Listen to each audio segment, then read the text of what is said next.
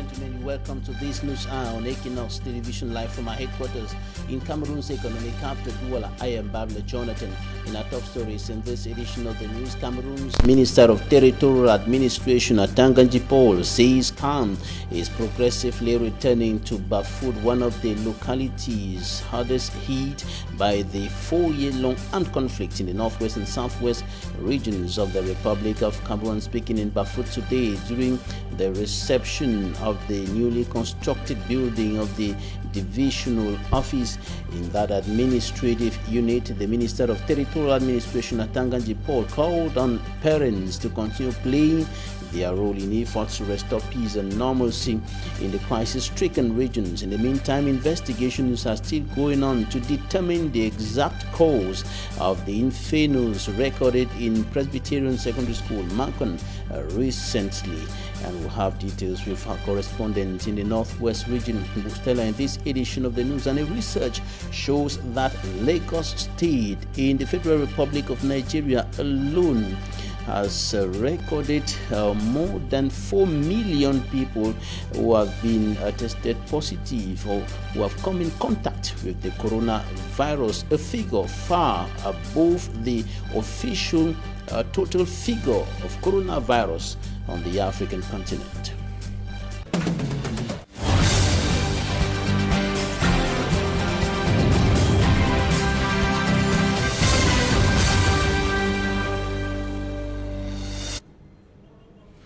Thank you once more for joining us on this edition of the news. We begin right away in the northwest region of the Republic of Cameroon, precisely in the locality of Bafut, where the Minister of Territorial Administration of the Republic of Cameroon, Paul Biya, or the Republic of Cameroon, Atanganji Paul, has said that calm is progressively returning to that locality. It is, of course, one of the localities badly affected by the 4-year-long armed conflict in the northwest and southwest regions of the country. And the Minister of Territorial Administration was there today to receive the newly constructed building of the divisional office in that administrative unit. And during his visit, he urged parents in that part of the country to continue playing their role in efforts to restore peace and normalcy in the crisis-stricken regions. In the meantime, observers are questioning the said progressive return to peace, always announced and mentioned by the Minister of Territorial Administration and other government officials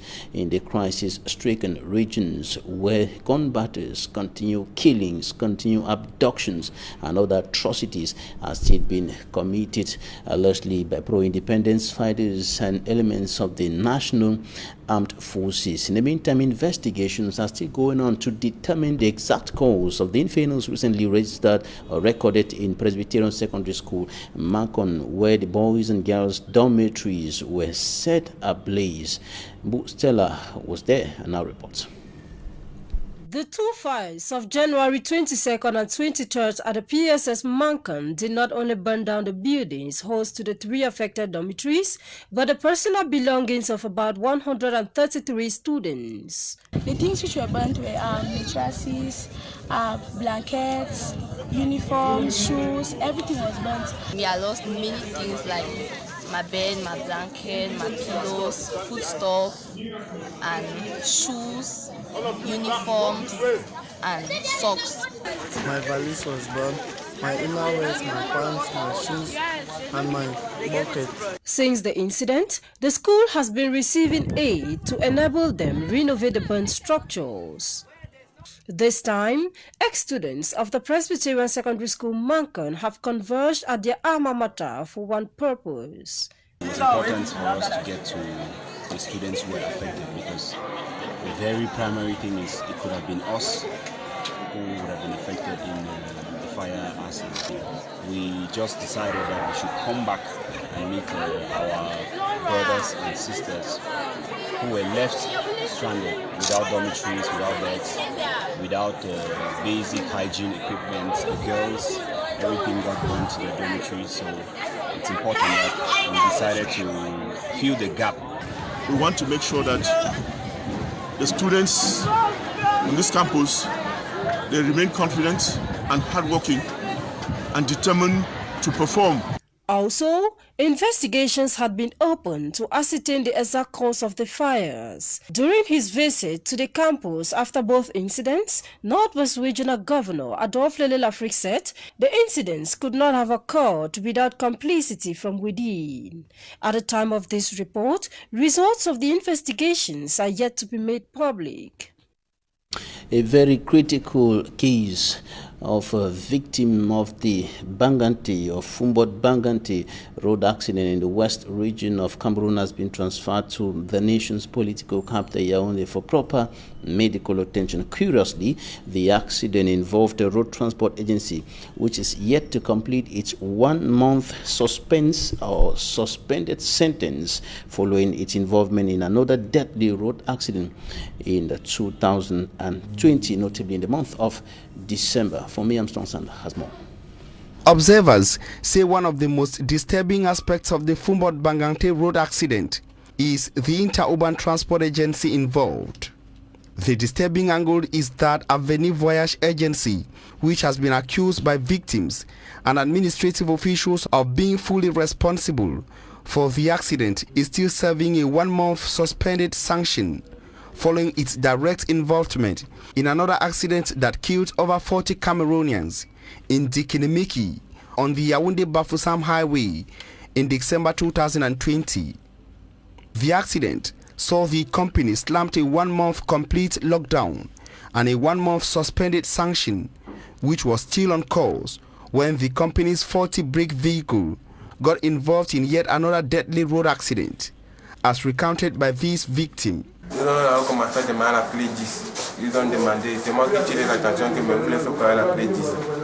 They began by asking for a 10 spinal. I was worried, but I told the driver that I had a 10 spinal. He said it's okay. You will give me that after the control post.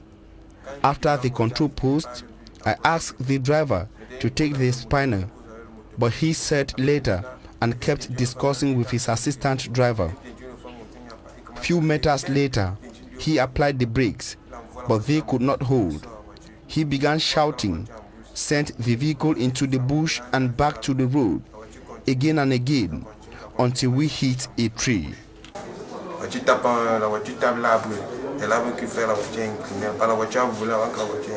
The accident, according to the West Regional Governor, Awafonka Augustine, left 5 persons dead, including a 9-month-old baby.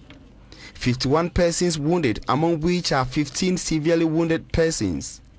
Awafonka Augustine, in his release, says victims with less serious injuries were rushed to the district hospitals of Fumbot and Fumban, while most serious cases are being treated by the government at the Bafoussam Regional Hospital.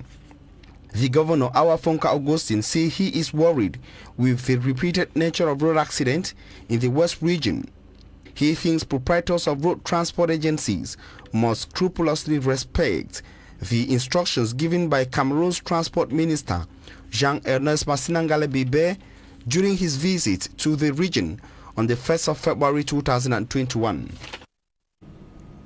And one of the major causes of road accidents in Cameroon is the bad state of roads. And one of such roads in a deplorable state is the Nkonjok-Bafang 52-kilometer road, whose tarring plans date as far back as 1998 and is yet to be rendered fully usable as a tarred road, and of course to ease the movement of vehicles, or better still the circulation of vehicles on that stretch of road. And traveling from Konjok in the Kam Division littoral region of the country to Bafang in the Open Kam Division west region of the country is more or less a nightmare. Innocent as it has more.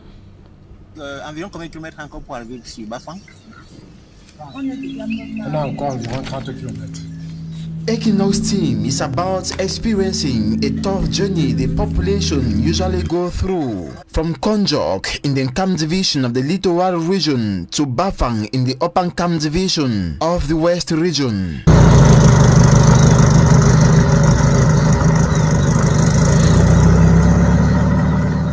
It is a journey of 52 kilometers on a rough seasonal route whose 1998 tarring plan never saw daylight. The Equinoxe team kicks off from Konjok at 11 a.m. but will arrive Bafang at 5:30 p.m.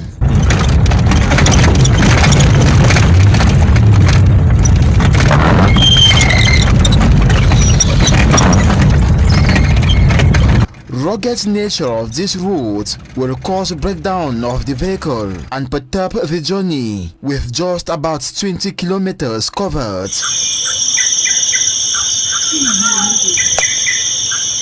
Juste une panne mécanique, la courage de faire couper. C'est dû à l'état de la route. We are exactly at Njingang. There is no way to continue the journey due to a breakdown. A mechanic can only be called from Bafang, about 50 kilometers from here. If the road will start, there won't be any worry, as the passengers would have been transferred to another vehicle.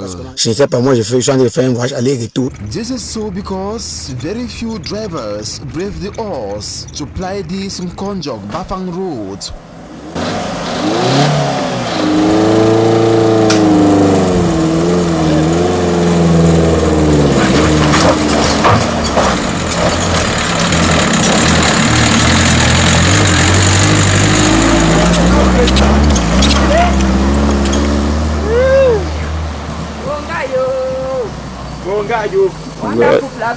In situations like these, passengers thus are left with just an option to look for a safe and comfortable place, waiting for the breakdown vehicle to be repaired by any means possible.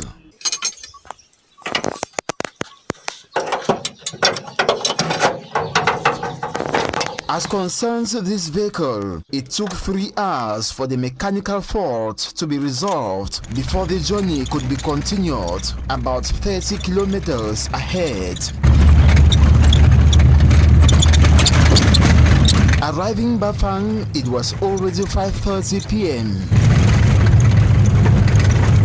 It took the same pain to return to Konjok. If no accident occurs on the way, it is thanks to God and focused state of the driver on this rough road.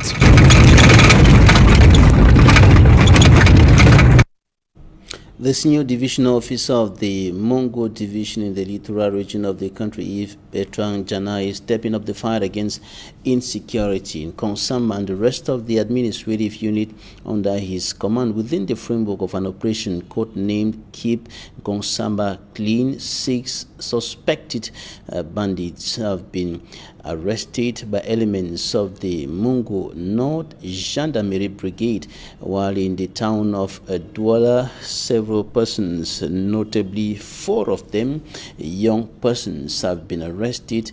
They are accused of using the name of a football star Samuel Eto'o to extort money from social media users. Details in this report by Asman Jigangebre.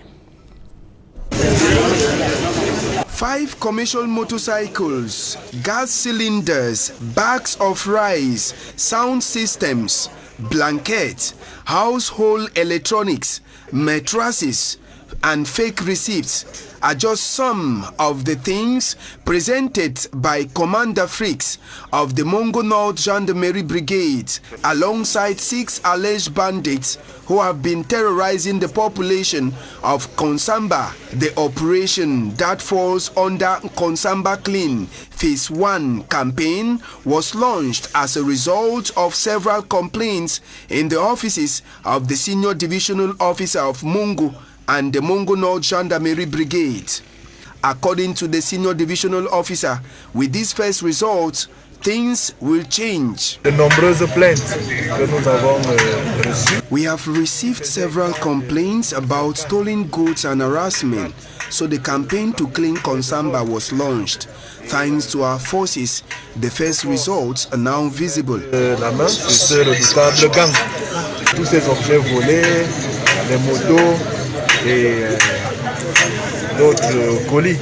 The arrest of these 6 alleged armed bandits could not have been possible if not of the collaboration of the population, and the commander of the Mongo North Gendarmerie Brigade appreciates. We thank the population who are the true heroes here. Because of them, we are able to reduce the number of bad people living in our midst. Réduire sur le plan de notre département le nombre de voleurs. The alleged bandits will be presented in court this Wednesday for judgment. At the Judicial Police Station in Bonanjo, Douala, 4 boys with ages ranging between 19 to 22 were presented to the population. The boys have been accused of using the face of Cameroon's emblematic captain and striker Samuel Eto'o to scam innocent citizens. Their arrest comes after an investigation led by Commissioner Latte Francis under the instruction of the Regional Delegate of National Security for Littoral Region. In COVID-19 news, the school that was shut down by the coronavirus pandemic here in Cameroon's economic capital, Douala, has reopened its doors. École maternelle d'application groupe 1 et 2 of Bonamoussadi in the Douala 5 subdivision was shut down after several cases of COVID-19 were detected in that school. Several students, tens of them, and some members of the staff of that school were tested positive for coronavirus, and the school was shut down for several weeks. Now the school is once more operational, and today several parents were seen at the entrance of the school while some of the pupils were in class already studying, and some measures have been put in place to prevent the spreading of the coronavirus in that school. Our reporters were denied access into the institution, but we could perceive from outside that with some measures, including buckets to facilitate the washing of hands, and other measures have been put in place to stop the spread of coronavirus in that academic institutions. And away from that academic institution, we will talk about the coronavirus from a general perspective, and we're going to be looking at the attitude of Cameroonians vis-a-vis anti-COVID-19 restrictive measures imposed by the Cameroon government and, of course, the World Health Organization in order to fight the pandemic. And it is being noticed in the Cameroonian society that the anti-COVID-19 measures are no longer respected by a majority of citizens at a time when the second wave of the pandemic is apparently proving more deadly, with the number of deaths increasing and the number of positive cases of persons tested positive for the virus also increasing. And despite the calls of public health authorities, the measures are not being respected by many. Immaculate Fogwe has more. Of COVID-19 cases is rising at an alarming rate, yet several Cameroonians are not adhering to preventive messages and recommendations announced by Cameroon's Ministry of Public Health. Here at the Douala Central Market, close contact due to the overcrowded nature of the market is a major hindrance of mitigating the spread of the virus. On board a commercial motorcycle are 3 students who are on their way to school. None of them are wearing a face mask.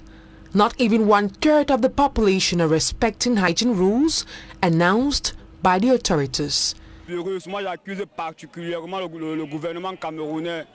at the market. No one is bothered about wearing a face mask. I blame the government for everything. On the 11th of February, the government cancelled activities characterizing Youth Day celebration because of COVID-19.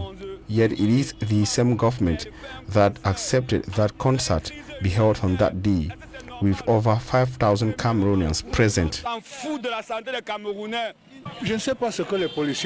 There are a lot of security men roaming around, but they are not doing anything. The funny thing about it is that they are not also wearing face masks. In a country like Congo, if you are caught without a face mask, you will be asked to pay a fine of about 10,000 francs. But if Cameroonians are asked to pay a fine of 500 francs CFA for that reason, they will be conscious. While some Cameroonians are blaming the government, others think the virus does not exist. Personally, I do not believe that the coronavirus exists. I have never seen anybody die of the virus. Someone like me, I've been suffering from cold for a month. I know that if I arrive at the hospital, they will automatically say I have been infected by the virus. Whereas, by the way, we have concoctions like honey, lemon, ginger and garlic that is boosting our immune systems. According to some Cameroonians, continuously wearing face mask is another door opener for other respiratory diseases. Wearing a face mask all day is not easy. Some of us find difficulties in breathing, especially motorists like us who work all day. We respect other hygienic measures anyway. The Cameroonian government has been urged to reinforce its anti-COVID-19 measures by making available basic necessities that can mitigate the spread of the disease free of charge. The government has to offer face masks to Cameroonians free of charge. Before one gets into a public office, they must have a face mask. The selling of face masks has now become a lucrative business in some public offices. That should not be the case. Face masks should be given free of charge. According to Cameroon's Ministry of Public Health, Cameroon has recorded 33,749 COVID-19 positive cases, 31,362 have been cured, and 523 deaths registered. The coronavirus is real. Let us stay safe. The coronavirus is real. Let us stay safe and save other Cameroonians. The Minister of Public Health, Dr. Manauda Malachi, has continued insisting and telling Cameroonians to respect the anti-COVID-19 measures in order to prevent a catastrophic situation that could emanate from the second wave of the pandemic, notably the wearing of face masks in public places, regular washing of hands with running water and soap, use of hand sanitizers, physical distancing at least 1.5 or 2 meters away from others, and of course coughing in the elbow. These are some of the measures that the government authorities have put in place and the WHO to fight against the coronavirus pandemic. Still in news concerning coronavirus pandemic now out of the country, a COVID-19 antibodies survey in Nigeria suggests that 4 million people in Lagos State alone have had the virus, and that is more than the official figures recorded for the whole of Africa. The official figure of Nigeria is 153,000 persons tested positive with 1,862 deaths, and the study was done on 10,000 people from 4 Nigerian states to estimate the extent of coronavirus in Africa's most populous nation. It was conducted before a second wave began early December by Nigeria's Center for Disease Control and the Institution for Medical Research. Reports suggest that the infection rates were initially thought to be low during the first week or the first phase of the pandemic, and the country recorded its highest daily infection in January 2021 with 1,600 persons tested positive. This suggests that many more people were infected in the second wave. Elsewhere on the African continent, after a period of delay, Ebola vaccines have finally arrived Guinea, and a special plane carrying a consignment of Ebola vaccines landed in Guinea yesterday. This paved the way for a vaccination campaign to start. A dust storm in the Sahara had forced the aircraft of course off course on Sunday when it was diverted to Senegal. After 5 years of no cases, 5 people have recently died in Guinea from Ebola.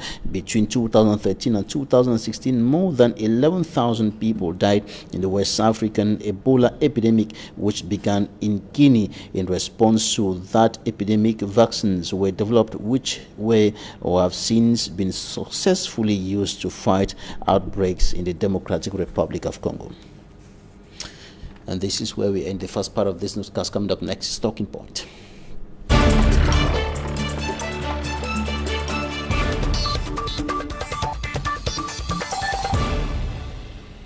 Thank you for joining us in Talking Points. Our guest today, Mpako Enongene, is a writer and he is the author of several books. He is notably writing books in the domain of physics. He is the author of Advanced Level Physics, Modern Approach, Ordinary Level Physics, Physics Modern Approach, Physics and Technology for Form 1, Physics and Technology for Form 2. He is also the publisher of many books, including Further Pure Mathematics Made Easy by Ewane Roland. Thank you for joining us today. Thank you very much, Mr. Babila. All right, good evening to your televiewers. Before we talk about one of the major problems affecting the book sector and those who are operating within that sector, that is piracy, let's talk a little bit about the coronavirus pandemic. What to take about the attitude of Cameroonians with regards to the coronavirus measures? Mr. Babila, I must say that it is very sickening to see the way Cameroonians have relaxed their observation of the anti-COVID measures put in place by the government. If you go to our places of worship, our schools, our markets, you find Cameroonians not putting on their masks. You find them jam-packed, they are close to each other, they are not respecting the 1.5 or let's say 2 meters distance between people. And that is very dangerous because taking into consideration that the second wave of the coronavirus is even more deadly than the first wave, something has to be done. It has to dawn on these Cameroonians, on our fellow Cameroonians, that they have to take the barrier measures very, very seriously in order to ensure that the virus is not stop spreading at the rate at which it's spreading. In your opinion, what is responsible for the fact that the Cameroonians are not respecting these measures? Well, I think that most Cameroonians don't even believe that the virus exists in the first place. I've spoken to people who have told me blatantly on the face that they don't even believe that coronavirus exists. You see, so they still see it as a myth. They don't know that it is a reality. So they have to realize. Even though the Minister of Public Health has been announcing the number of deaths and so on. Yes, people still see it. Even though the Minister of Public Health keeps announcing the deaths, people still see it as a myth.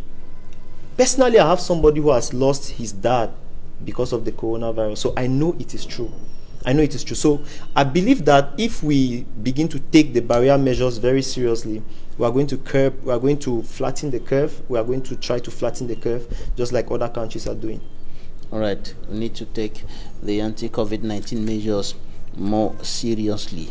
Wearing of face masks in public places, respecting physical distancing 1.5 or 2 meters away from each other, regular washing of hands with running water and soap, or use of hand sanitizers, and of course coughing or sneezing in the elbow. These are some of the measures. Now let's talk about piracy. Yeah. How serious is this problem in Cameroon today to you people in the book sector?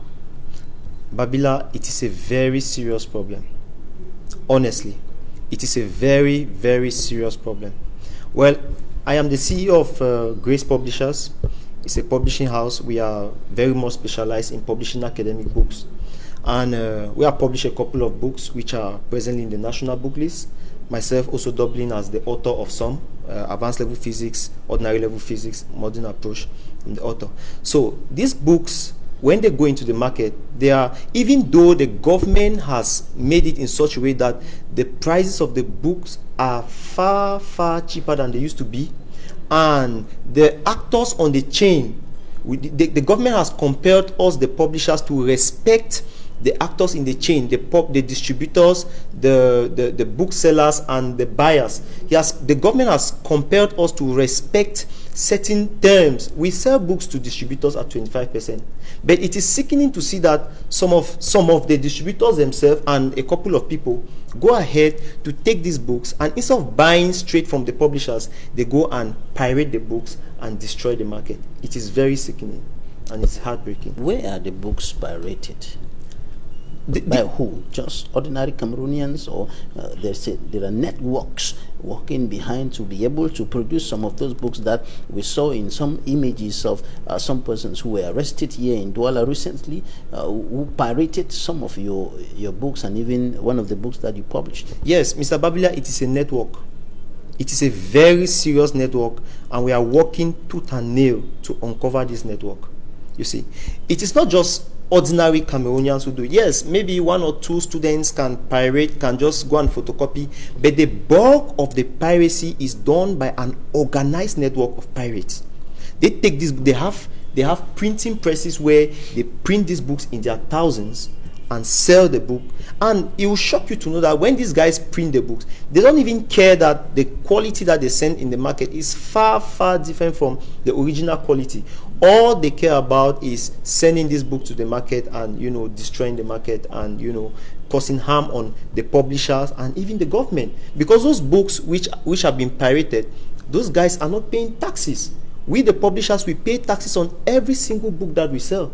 So it is a very serious problem, and it is a problem that we need to take very seriously. This is a very serious problem. Yeah. Can you tell us more about your books that were recently pirated? How did you uncover the pirated books? Yes, I was in the field. You know, as a publishing house, we have our agents. We have all the sectors. We have people who are responsible for investigation as to how the market is going, as to how the books are being circulating in the market.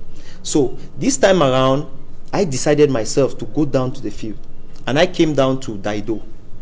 So I posed as a buyer, as a student, because physically my size, if I pass in front of you, you will know that probably this guy is a student. So I posed as a student, and I went to this guy to buy.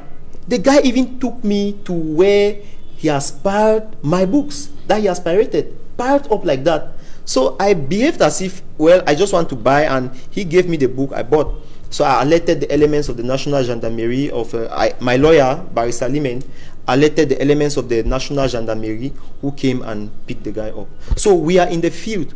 We are everywhere. We are in Yaoundé, we are in Douala, we are in Bafoussam, we are in the Grand North, we are in the East. We are everywhere checking for piracy. And honestly speaking, we will not take it lightly for the people that we will catch, because we are ready to prosecute the matter right up to its logical end, Mr. Babila. No, the people did not even recognize that this was Paco. Yes, I came to buy my book, and the guys did not even know that I'm the one.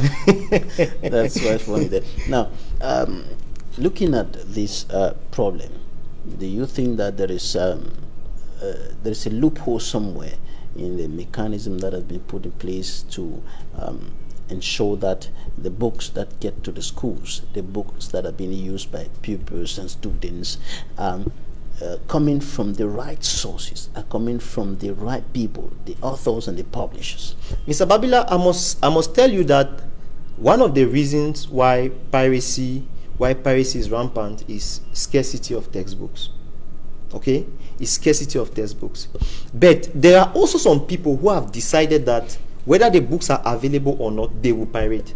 And on this kind of people, when we apprehend them, like I apprehended the guy the other day with whom I'm not following the matter with, I think that it is the place of the government to step in and ensure that people like this are properly sanctioned, so that those people, so that his colleagues, let me call them his colleagues, who do the same thing, will be scared and they will stop the whole process. So I think that there is no appropriate measure, that like there is no serious sanction which is meted upon these guys. If a heavy sanction is meted upon these guys, I want to believe that they will stop what they are doing. Now, for those who go to the market to buy books, yes, parents, guardians, and other persons, yes, how to recognize or to make a difference, to draw a line between the original copy of the book and the pirated copy? Unfortunately, it is something which is very difficult, but it is not impossible. If you see the pirated copy, you see that even the cover is not well printed, because to do the cover you have to scan the book, you have to scan the cover, and when you see a scanned cover, you know. If you see an original cover, you also know, because it is clean, it glitters. For example, my books are printed out, and if you just look, if you have a copy of my book in your hands, you will see clearly that these books are not just any kind of print, and just from that you can be able to know that this is an original copy and this is a pirated copy. And the inner pages themselves, you see lines of photocopiers. Yes, there are pirates who do this job close to excellent, but if you look keenly, you'll be able to detect that this is a pirated book and this is an original book.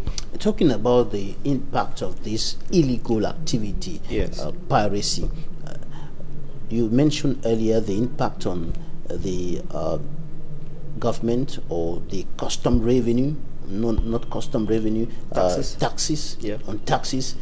What about you, the author, and the publishers? What's the impact of this activity on your income, for example? Mr. Babila, this drastically reduces our income. For example, I imported thousands of mathematics books into this country, thousands of further mathematics books into this country, and unfortunately our forecast, our sale forecast, we could not reach up to half. Why? Because pirates invaded, they pirated the books, and they destroyed the market, you see. So it has a very huge impact on us, the publishers, first, because we take loans from the banks, we print these books, import them, pay custom duties, and yet we cannot sell because pirates have invaded the market. It is something that the government needs to take very seriously and see into the matter and try to see how to curb this issue of piracy. What should be done by the government? Like I said, the government, when people are apprehended, the matter should not be taken lightly. The National Book Council is there, of course, and I believe that the National Book Council has the right, it has the capability, the logistics to ensure that when pirates are apprehended, they are prosecuted right up to the logical end. Government should take tougher sanctions against yes, pirates in order to stop the illegal activity. Now, one last question before we go. You said that you print your books out of the country. Yes. Why do you print out of the country? Are the printers in Cameroon not good enough? Mr. Babila, the printers in Cameroon are good, okay? But I'm a businessman. Now, a book in Cameroon that can be printed for, let me quote an example. Say a book in Cameroon that can be printed for 3,000 francs, that same book will be printed out of the country for maybe 1,500 francs. Why? Because of the high prices of paper. Paper is very expensive in Cameroon, and that is why publishers rush to other countries to print their books where paper is cheap, where the cost of production is cheap. I as a businessman, I will not see where I can make more profit. I go to a place where I will make less profit.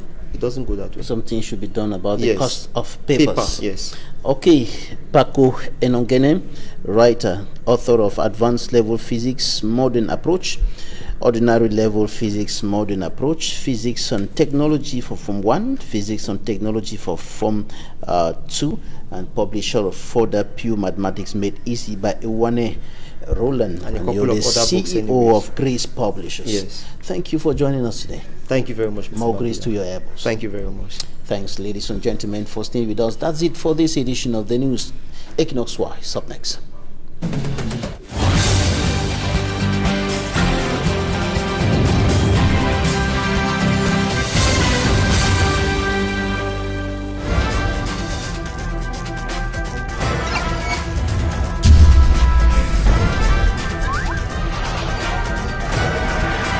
Equinoxe Télévision, au-delà de l'image, nous rendons compte.